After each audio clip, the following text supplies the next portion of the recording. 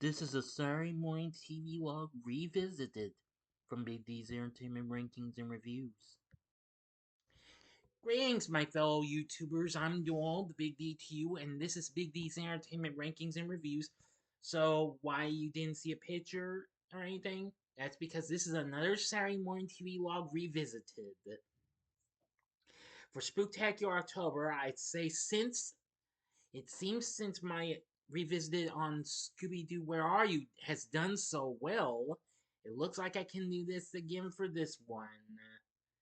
Anyway, as y'all recall, this year marked the 40th anniversary of the film Ghostbusters, which of course I've already reviewed the first two films, and I've already reviewed the other series, including the recent hit Ghostbusters Frozen Empire. And since I recently talked about Extreme Ghostbusters in Do You Remember a few months ago, I thought, what the hey, I'm gonna go ahead and revisit this show, the one that started it all. Now, and here we go. Without further ado, I bring to you The Real Ghostbusters. The Real Ghostbusters was an anime adaptation series of the 1984 film Ghostbusters. The show originally premiered on ABC on September 13th, 1986, and eventually did pretty well for the network. Oh yeah, I'm sorry I forgot. I got stuff so quickly. Anyway, the show was originally produced by DeET along with Columbia Pictures Television, who of course Columbia produced their the actual live action counterpart of a film. Anyway, now the series continues the adventures of the titular characters of Dr. Peter Venkman, Dr. Egon Spengler, Dr. Ray Stantz, Winston Zedmore, and their secretary Janine Melnitz, and their mascot Ghost Slimer. Yes, he's part of this group. Now, of course, the real tile part was added to the title after a dispute with Animation Giant Filmation and its Ghostbusters properties, which, of course, that series premiered the same year.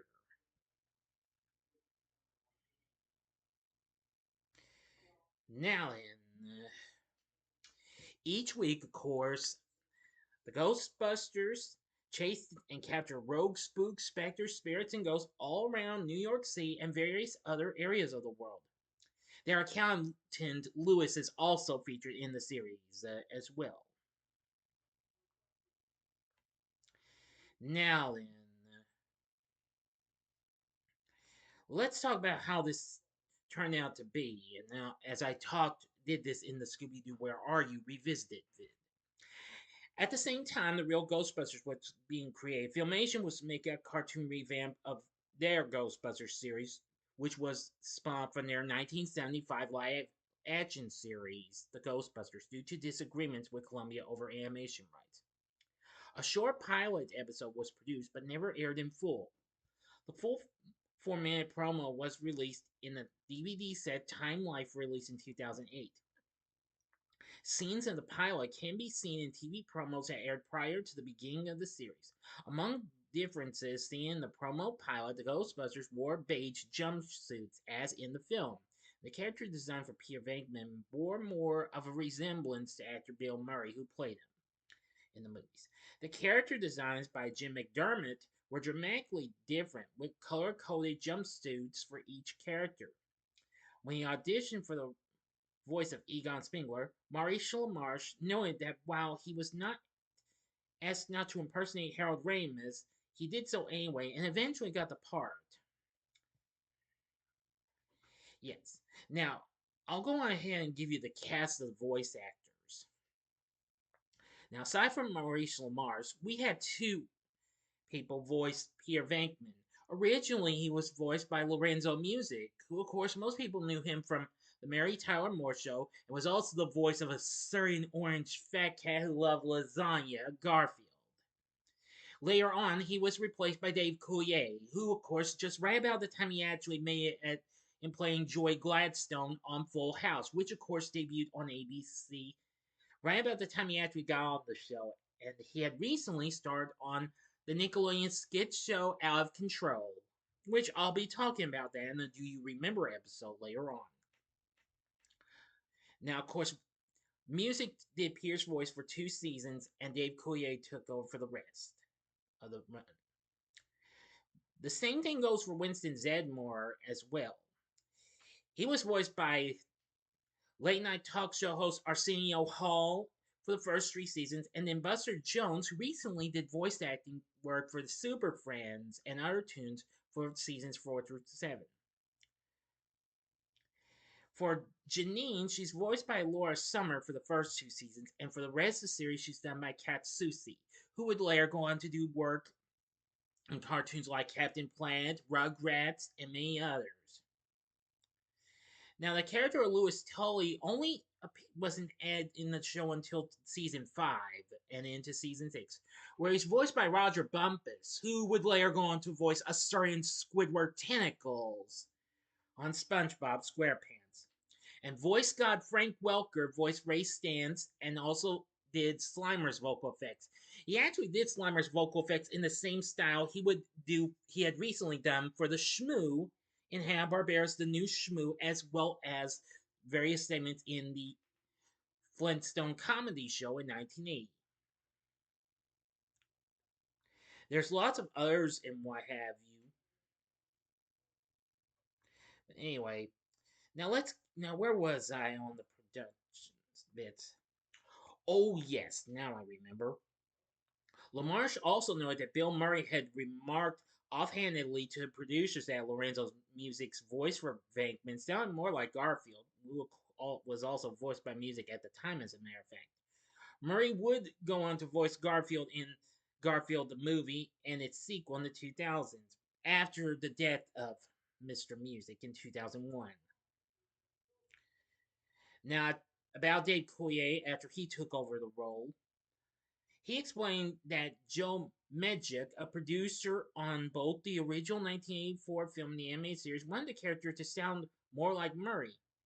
Ernie Hudson was the only actor from the films who had auditioned to play his character in the series. However, the role was given to Arsenio Hall and later Buster Jones. Hudson recently voiced Victor Stone, aka Cyborg, in the Superpowers team Galactic Guardians, which had just been canceled that same year. Although the Ghostbusters concept was tinkered with, the finalized show does feature many tie-ins from the films. In one episode from season 1, take 2, the Ghostbusters fly to Hollywood to visit the set of a movie based on their adventures, which is revealed to be the 1984 movie at the end of the episode. The Stay Puft Marshmallow Man also makes numerous appearances. During the 3rd season, Walter Peck, the EPA antennas from the original film, reappears. The uniforms and containment unit are redesigned, and Slimer is changed from a bad ghost to a resident and friend, events which are explained in the episode Sis and Ghost, that flashes back to what happened to the Ghostbusters right after the film's events. Gozer is mentioned repeatedly throughout the series, usually in comparison to a ghost they are currently battling. For example, Cthulhu makes Gozer look like Little Mary Sunshine. In the 3rd season, some of the character designs were modified. Ray's character design was slimmed down to give the character a less overweight appearance, and Slimer was given a tail instead of the formerly rounded bottom and reverted to a stub in season 6. The biggest change was to the character of Janine, whose hair was completely changed from being short and spiky to long and straight. Her overall design was softened, as was her personality. Her voice was also softened with Kat Susi taking over the role from Laura Summer. ABC also went back and redubbed Piers and Janine's dialogue in several episodes of the show with Coulier and Susi, respectively. Changes to Janine's character were eventually addressed in the season 6 episode entitled Janine, You've Changed. Most of these changes were the result of ABC hiring a consulting firm called Q5 in an attempt for guidance on improving the network's low ratings for their Saturday morning lineup. A move strongly criticized by show writers J. Michael Straczynski, who was a story editor on the series and wrote episodes for every season except 4 and 7, and Michael Reeves, both of which had recently worked on other sci fi tunes, including the original He Man and Black Star. Now, of course, Straczynski later went on to create the show Babylon 5, as well as other programs like It's Mouth Crusade and Jeremiah. Let's see now. Now, many of the changes brought on by Q5 were even criticized by Straczynski as being racist and sexist, such as having each Ghostbuster have a specific role, such as a bite, Peter being the mouth, Ray the heart, and Egon the brain, but making Winston the only main African American character. The driver saying he is the hands. Another example would be stating how the character of Janine needed to be more nurturing, put her in more dress like outfits, and making her less harsh and slutty. At the start of the series' fourth season in 1988, the opening was completely redone to center around Slimer. Eventually, the episodes were expanded from their original half hour format to last an hour, and the overall feel of the show was changed to be more youthful, with episodes having a lighter tone to be less frightening. And that was when the show's title was changed to Slimer and the Real Ghostbusters. By season 5, Louis Tully was added to the show following the character's appearance in Ghostbusters 2. Now, for voice acting and animation, recording for the show took place in LA. The cast always recorded together instead of separately, as is custom. After recording of the dialogue was completed, sound tapes, storyboards, backgrounds, and character designs were then shipped to Japanese animation studios for animation and filming. South Korean studios were also used during the final 2 seasons. Please stand by. Now, the show originally aired on ABC for its full run, except for the second season, which ran syndication at the same time as the third season on ABC. Now, of course, when the fourth season came along, of course, that was changed to Slimer in the Real Ghostbusters, where it had various Slimer cartoons, where he often came across some fun-filled human characters, including the chef who runs the restaurant, Luigi, voiced by Danny Mann, Chili Cooper, the ice cream gal, voiced by Cree Summer, who recently did the theme song to the Canadian science show for kids, Al TV. She later go on to voice Elmira Duff in Tiny Two Adventures, and did lots of other cartoons as well. And of course he did have a big, well, worry of a villain in Professor Norman Dweeb, voiced by Jeff Altman. And there's also some others and what have you. Now, including the bellhop at the hotel. I can't remember his name though. It's been a long time since we've seen these Slimer cartoons, unfortunately. But anyway, yeah. So overall, I found the Real Ghostbusters to be good. Now, even though I did never got to see much of the Filmation Ghostbusters until years later, I still think the Real Ghostbusters is the one true Ghostbusters tune there is. Thank you very much. Anyway, now of course the composers for the music for most of the series run for seasons 1 through 5 were the duo of Haim Saban and Shuki Levy, who were certainly no strangers to working with Deke. While the remaining 2 seasons composers were Thomas Chase Jones and Steve Rucker. There was an overall total of 140 episodes plus 13 Slimer spin-off shorts. Anyway, after this, the Real Ghostbusters ended its run on October 5th, 1991. But however, after this, after its cancellation, the show later got rerun on the USA Cartoon Express until 1994. The Fox Family Channel, no, long before Freeform aired it, just for a year from 1998 when they started till October 99. But it was never seen again till 2012 when the FearNet channel aired it during their Funhouse block. And then the show began to stream on Netflix, but was removed 2 years later. As of to this day, the show currently now airs on the brand new MeTV Tunes channel. If you have that in your area, check your local listings. Now, also, so the series is available on DVD and it's been released on video through Magic Window, a subsidiary of RCA Columbia Pictures Home Video, as it was known as back in the day. And the episodes on the cassette were from the first season of syndication.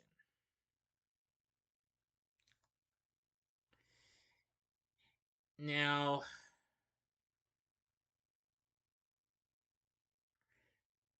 let me see. Now, in 2004 and again 2006, Sony released bare bones episodes compilations in the UK and the US respectively. The DVD release of Ghostbusters 2 also included 2 episodes, which include Citizen Ghost and Partners in Slime, which of course this episode has the original broadcast version and the original end logos, the Deke, Kid and Band, the Columbia Pictures television logos, which featured the psychoactive slime from Ghostbusters 2 and a brief mention of its villain, Vigo the Carpathian. Now, Time Life got to release this in a complete series in 2008 and included a ton of stuff. And then in 2016, Sony actually got to release various volumes and soon got to air, well, those. Unfortunately, they didn't include the Slimer sub-series, unfortunately. But the Sony release has been incomplete. 29 episodes have been omitted. Additionally, title cards were removed from all episodes in the first 5 volumes. The title and writer credits were superimposed over the anime opening.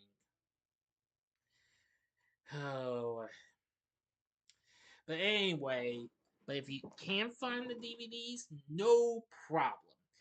After Sony had released, well, right at the time when they released Ghostbusters Afterlife in 2001, both this series and its spin-off series from 1997, Extreme Ghostbusters, were added to the official Ghostbusters YouTube channel, which you can find right here on YouTube.